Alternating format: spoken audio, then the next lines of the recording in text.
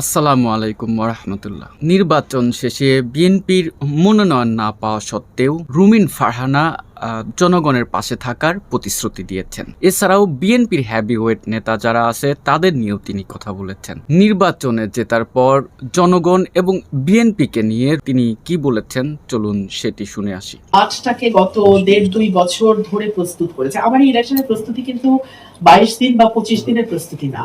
এই প্রস্তুতি আমার 5ই আগস্টের পর থেকে আমি প্রতি সপ্তাহে অন্তত 4-5 দিন এলাকায় থাকতাম। যারা আমাকে ভোট দেয়নি, আমার ব্যাপারে অশালীন কুৎসিত মন্তব্য করেছে বিএনপির পদধারী নেতারা, আমি তাদের কাছে কৃতজ্ঞ।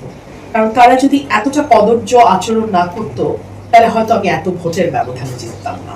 আমাকে তো শুধুমাত্র আমার আসলে প্রতিদ্বন্দ্বীর সঙ্গে লড়তে হয় নাই, বিএনপি এখানে সর্বশক্তি দিয়ে আমার বিরুদ্ধে নেমেছিল এবং তারা বিষয়টা এমন ভাবে নিয়েছিল যে দলের চেয়ে ব্যক্তির ইমেজ ভালো হতে পারে না। আমি রুমিন হয়েছি জাস্ট বিকজ বিএনপি একসময় করতাম এই জন্য। শুধু তাই নয়, তিনি আরো বলেছেন, দেখুন, মানুষের শক্তির কাছে সকল কিছু তুচ্ছ, প্রশাসন তুচ্ছ, দল তুচ্ছ, সিন্ডিকেট তুচ্ছ, টাকা তুচ্ছ। মানুষের শক্তিকে আপনাকে স্যালুট করতেই হবে আপনি যদি রাজনীতি করেন। কিন্তু হেভিওয়েট যারা হয় তারা সাধারণত দলের হেভিটা নিজের কাঁধে নিয়ে হেভিওয়েট হয়। আমার যেহেতু দলের ওয়েট কাঁধে নিতে হচ্ছে না, সো আমাকে 5 বছর পর আসতে হলে আমার কাজ দিয়েই আসতে হবে।